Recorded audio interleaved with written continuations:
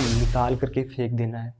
आपको कई बार ऐसा लगेगा कि मेरी जो प्रिपरेशन है बहुत गंदी हुई। कंपटीशन आता है, जब कंपटीशन आता है तो लाइफ में कुछ ना कुछ जो इम्प्रूवमेंट है वो आती जाती है। ठीक है, तो ये हेलो एवरीवन, वेलकम बैक। तो एक नई वीडियो में आपका स्वागत है। और जैसा कि अब थोड़ी थोड़ी सी सर्दियों की शुरुआत हो रही है, तो एक एक ऐसा लगता है ना कि सर्दियां जैसे ही ख़त्म होगी आईआईटी जैम का पेपर आ जाएगा। मतलब जस्ट आफ्टर जनवरी हमारा आईआईटी जैम का एग्ज़ाम होना है 2024 में। ठीक है, और अब मुश्किल से ही आपके पास चंद दिन बचे हुए हैं, मतलब 2 से 3 महीने भी मुश्किल लगते हैं, क्योंकि कुछ तो छुट्टियां निकाल दो तो वो बचता ही नहीं कुछ। ठीक है, क्योंकि कुछ कभी काम पड़ गया, कभी ये हो गया, कभी वो हो गया, त्यौहार बीच में, दीपावली पड़ेगी। ठीक है, तो इस तरह से मतलब लगता है ना कि सारी चीज़ें जो हैं बहुत ज़्यादा जैम पैक्ड हो चुकी हैं। अब टाइम नहीं है किस तरह से चीज़ें मैनेज करनी है, क्या करना है क्या नहीं करना है।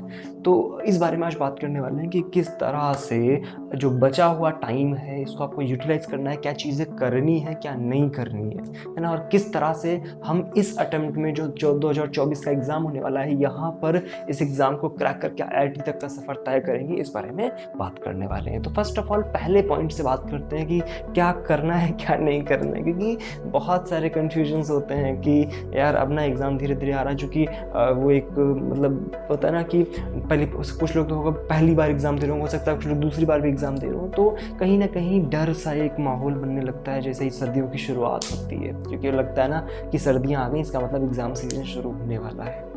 तो वास्तविकता में शुरुआत कहाँ से करेंगे? टाइम मैनेजमेंट से, कि अब जो बचा हुआ टाइम है, चूँकि टाइम ही तो सबसे ज़्यादा इम्पॉर्टेंट है, जो बचा हुआ टाइम है इसमें किस तरह से चीज़ें हमें मैनेज करनी है, किस तरह से सारी बातें कंप्लीट करनी है, सारी चीज़ बचा हुआ सिलेबस है, रिवीजन है, प्रैक्टिस है, मॉक टेस्ट है, सारी चीज़ें किस तरह से करनी है, यहाँ से शुरुआत करते हैं। टाइम किस तरह से मैनेज करना है, तो first of all time management को ना आप कैटेगरीज में डिवाइड कर दो। ठीक है, कि लाइक अगर हम घंटों में डिवाइड कर देंगे, जो दिन है या महीने हैं उनको अगर हम घंटों में डिवाइड कर देंगे तो आई थिंक ज़्यादा बेटर होगा आपके लिए। क्योंकि अगर हमारे पास सपोज दैट ऑलमोस्ट आज आपका अक्टूबर का मिड आ चुका है। ठीक है, अक्टूबर का मिड है, इसके बाद नवंबर, दिसंबर, जनवरी, 3 महीने से भी कम का टाइम बचा हुआ है। तो मैं मुश्किल से मुश्किल आपका जो एक 60-70 दिन का जो टाइम होता है, या 70-80 दिन का टाइम मान के चल लेता हूँ। ठीक है, 70-80 दिन का जो टाइम है उसमें भी आपको मल्टीप्लाई बाई 24 करना पड़ेगा। ठीक है, तो 80 × 24 घंटे आपके पास बचे हुए हैं।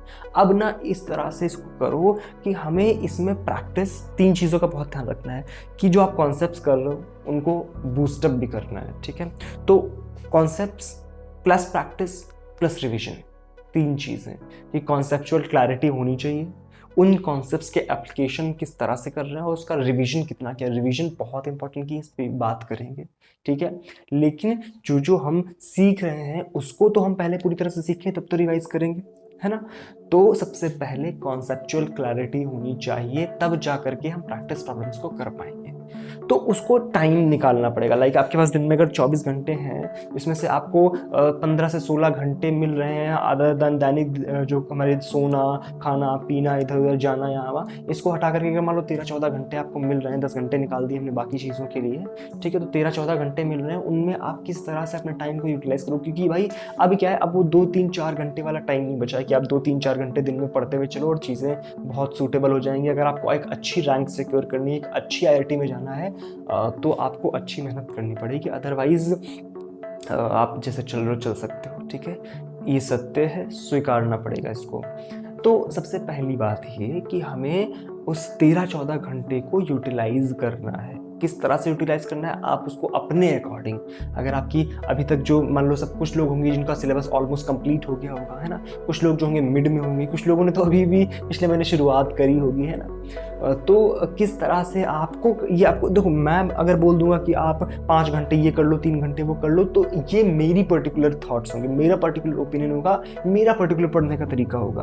बट आपके अकॉर्डिंग कॉन्सेप्ट्स को आप कितनी देर देखना चाहते हैं, हो सकता है आपने बहुत अच्छा सा सारी चीज़ें कवर कर ली तो आप थोड़ी देर कॉन्सेप्ट देखेंगे, इसका प्रैक्टिस प्लस रिवीजन करना आपकी प्रायोरिटी होगी। अगर आपने अभी तक थोड़ा सा ही सिलेबस किया तो कॉन्सेप्ट्स आपकी प्रायोरिटी होंगी, उसके बाद प्रैक्टिस फिर रिवीजन। ठीक है, तो इस तरह से आपको अपनी प्रायोरिटी देखनी है कि क्या मेरी प्रायोरिटी है। अगर मैंने अभी तक कुछ खास सिलेबस नहीं किया तो मुझे कम से कम 4 घंटे पहले कॉन्सेप्ट क्लैरिटी पे और प्रैक्टिस पे निकालना है, उसके बाद दो तीन घंटे होंगे वो मैं फिर रिवीजन पे निकालूंगा, फिर कॉन्सेप्ट्स पे ज़्यादा, रिवीजन पे कम अभी, ठीक है। 1 महीने तक कम से कम अपने कॉन्सेप्चुअल क्लैरिटी जो है वो लाते जाएंगे अपने दिमाग में। बात समझ आ रही है? तो ये पहली बात होती है कि जो हमें टाइम किस तरह से मैनेज करना, तीन भागों में ही डिवाइड करके आपको टाइम मैनेज करना है। मतलब अगर आप इस तरह से करोगे ना तो चीज़ें आसान हो जाएंगी, क्योंकि फिर ये होता है ना कि कब ये रिवीजन करूँ, कब प्रैक्टिस करूँ, कब अपना कॉन्सेप्ट सीखूँ। तो आप एक बार इस चीज़ को अपने अकॉर्डिंग, अपने जो सिलेबस आपने किया इसके अकॉर्डिंग अगर आप डिवाइड कर लोगे तो बेटर होगा आपके लिए। जो आपने नहीं किया उसको ज़्यादा टाइम दो, जो आपने किया हुआ है उसको कम टाइम दो। सिंपल, ठीक है।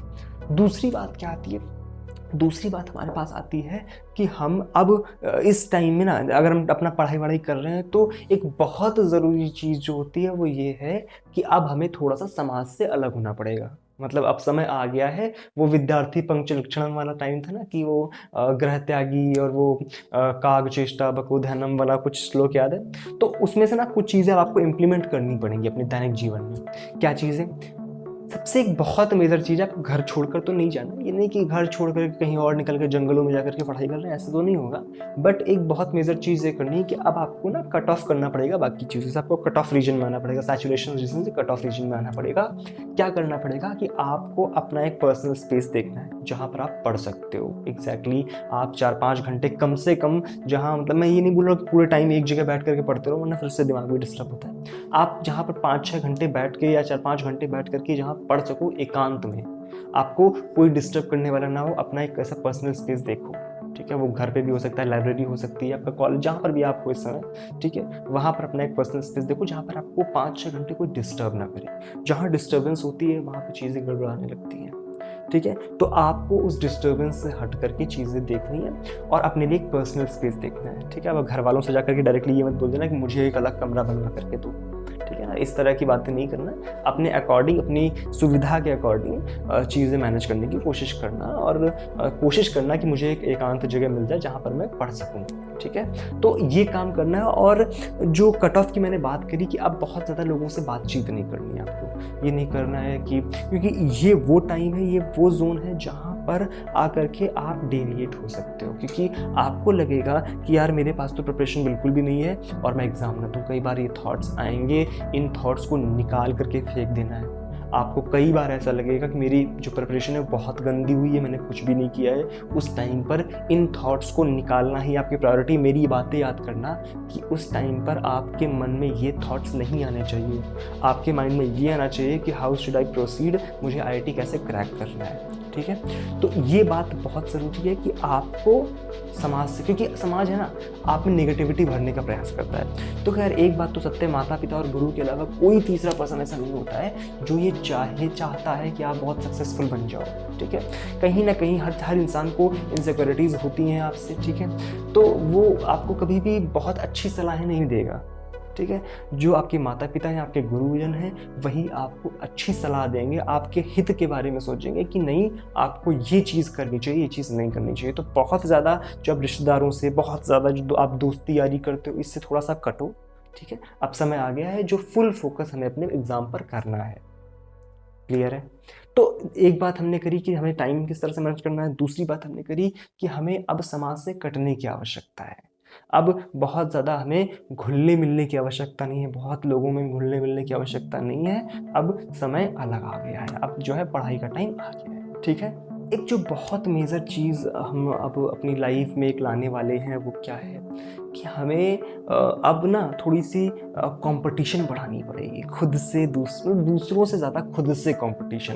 और इसका एक बहुत बेहतर तरीका होता है कि या तो आप किसी का साथ, मतलब साथ करने का मतलब ये नहीं है कि आप कहीं जा करके ग्रुप स्टडी कर रहे हो, मेरा मतलब वो नहीं है। मैंने एक चीज़ अपने, जब मैं प्रिपरेशन कर रहा था तो मैंने अपनी लाइफ में एक चीज़ अप्लाई करी थी। मेरी एक दोस्त थी, तो वो ना मतलब हम दोनों क्या करते थे कि आपस में एक दूसरे को चैलेंजेस देते थे, अपने एक दूसरे को डेयर देते थे, ठीक है। मतलब वैसे ही एक नोन फ्रेंड टाइप मतलब मैंने बना लिया था कि हाँ ठीक है अपन क्या करेंगे कि वो भी IIT JAM की प्रिपरेशन कर रही थी, मैं भी कर रहा था फिजिक्स से, ठीक है, दोनों फिजिक्स के थे। तो अब अपन क्या करते थे कि एक दूसरे को चैलेंजेस देते थे कि अब आपको क्या करना है कि आज ना मेरे को कंप्लीट जो NLM plus friction plus work on energy, ये सब जो तीनों कॉन्सेप्ट्स हैं ना, ये तीनों कवर करने, इसके विद न्यूमेरिकल। तो इस तरह से ना हम लोग एक दूसरे को डेयर देते थे। जब डेयर देते थे तो उससे क्या होता था, अपने अंदर अगर अपन नहीं कर पाएंगे उस चीज़ को, तो फिर क्या आता था, थोड़ी सी इन्फीरियरिटी आने लगती थी। और उस इन्फीरियरिटी के डर से ही आप देखो, यहाँ पे ना थोड़ा सा रिस्क है, क्योंकि अगर आप उस डेयर को करने में सफल नहीं हो पाओगी तो वहाँ से इन्फीरियरिटीज़ जो होंगी वो हावी होने लगेंगी आप पर। तो इस स्टेप को बहुत सावधानी से करना होता है कि अगर आप किसी के साथ मिलकर के कोई प्लान बना रहे हैं तो वहाँ पर एक रिस्क भी है, और जो रिस्क है वो आपको लेना पड़ेगा। अगर आप नहीं कैपेबल हो उस रिस्क को लेने के तो इस स्टेप को मत करना। वही ना कि इस स्टेप को करने के लिए वो खास स्टंट बैंड की आवश्यकता होती है। तो अगर आप चाहते हो कि आप इतना रिस्क नहीं लेना चाह रहे हो, कि मतलब आप इनसिक्योर नहीं होना चाह रहे हो स्वयं को लेकर के, तो ये मत करो, अवॉइड कर सकते हो। बट मतलब एक बड़ा अच्छा तरीका होता है कम टाइम में ज़्यादा चीज़ें कवर करने का, क्योंकि आप सामने वाले ने आपको डेयर दिया, आपने सामने वाले को डेयर दिया, शाम तक आपको ये टास्क कंप्लीट करके दिखाना है, एक लिमिटेड। अब ये नहीं है कि एक हफ्ते में आपको ये 10 सवाल लगा के देने, ऐसे छोटे छोटे ये नहीं करना है, ठीक है, कि एक दूसरे के साथ खेल रहे हैं, ठीक है, ये नहीं करना है। एक डेयर जब आप एक दूसरे को देते हो तो उससे चीज़ें आसान होती हैं दोनों के लिए। कंपटीशन आता है, जब कंपटीशन आता है तो लाइफ में कुछ ना कुछ जो इम्प्रूवमेंट है वो आती जाती है, ठीक है। तो ये बहुत मेजर बात है। और दूसरी बात क्या है कि आप जब डेयर दे रहे होते हो खुद को भी, जब आप डेयर दे रहे होते हो खुद को भी, तो वहाँ से चीज़ें ड्यूरेबल होने लगती हैं। वहाँ से जब चीज़ें ड्यूरेबल हो जाएंगी और जब आप उनको करने के सक्षम हो जाओगे तो आपको स्वयं में अच्छा लगने लगेगा। जब आप एक दो डेयर कर लोगे तो आपको स्वयं में अच्छा लगेगा। फिर आप क्या करो, आप खुद के साथ ये कर सकते हो कि आप खुद को रिवॉर्ड्स दो, छोटे छोटे से रिवॉर्ड्स दो कि यार अगर आज मैंने ये टास्क कंप्लीट कर लिया तो मैं ये चीज़ खाऊंगा या वहाँ जाऊँगा, या बहुत लंबा टास्क नहीं देना है स्वयं को, ठीक है।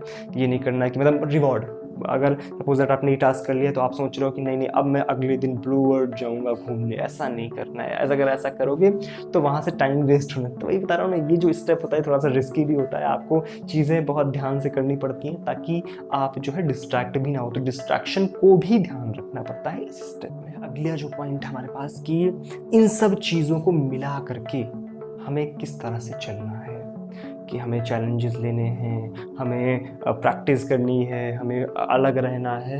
तो इन सब चीज़ों को अगर आपने एक बार मिला दिया तो आपको कोई भी ऐसा शख्स नहीं है या कोई भी ऐसी ताकत नहीं है जो आपको आईआईटी क्रैक करने से रोक पाए या बहुत अच्छा आपके ड्रीम कॉलेज में पहुंचने से रोक पाए।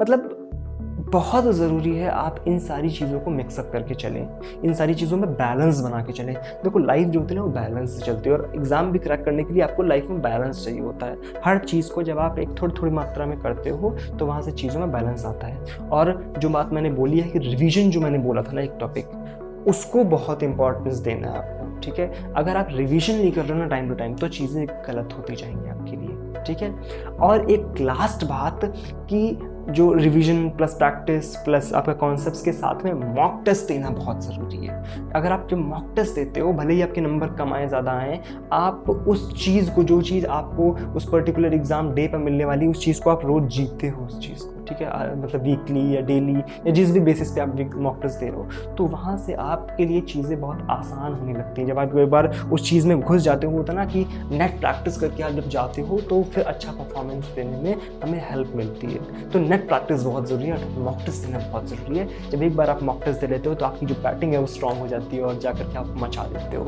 ठीक है। तो ये कुछ बातें थी जो आपको बतानी थी कि अगर आप इन चीज़ों पे अच्छे से फोकस करते हो तो आपके लिए चीज़ें बहुत आसान हो जाएंगी, ठीक है। एक बहुत ज़रूरी बात कि अब जो मैंने ये सारी चीज़ें बताई हैं, इसमें जो एक सबसे ज़रूरी चीज़ है कि आपको अब कम टाइम में ज़्यादा चीज़ें करनी है, तो उसके लिए आपका एक क्रैश कोर्स आ रहा है जो कि एप्लीकेशन पे आ रहा है। आप देख लो, जा करके चेक करोगे तो आपका क्रैश कोर्स जो कि 15 तारीख को आने वाला था उसको मैंने 5 दिन डिले कर दिया, 20 तारीख को आएगा वो। ये ज़रूरी सूचना भी आपको देनी थी कि 20 तारीख से उसकी क्लासेस स्टार्ट होंगी, ठीक है। रिकॉर्डेड प्लस लाइव क्लासेस होंगी, इसमें मोस्टली रिकॉर्डेड सेशंस होंगे जो आपके लिए कम टाइम में ज़्यादा चीज़ें कवर करा पाऊँगा मैं, ठीक है। तो ये बहुत ज़रूरी सूचना थी। और जाकर के लिंक डिस्क्रिप्शन में है उसका प्ले स्टोर का, ठीक है। जो एप्लीकेशन है उसका लिंक डिस्क्रिप्शन में दिया गया है, एक बार जा करके चेक करो कैसी क्या चीज़ें वहाँ पर देखने को मिल रही हैं। कोई भी दिक्कत आती है तो आप मेरे को डायरेक्टली मैसेज कर सकते हो, ठीक है। इंस्टाग्राम पे, टेलीग्राम पे, डायरेक्टली एप्लीकेशन पे भी बात कर सकते हो, ठीक है। चलो, कोई भी डाउट हो इस सेशन को लेकर के या कोई अन्य चीज़ों को लेकर के, कोई भी डाउट हो तो आप नीचे कमेंट सेक्शन में लिख सकते हो या कहीं भी आकर किसी भी प्लेटफॉर्म पे आकर के मुझे मैसेज कर सकते हो, ठीक है। चलो, मिलते हैं हम नेक्स्ट क्लास में, तब तक के लिए thank you so much, bye bye.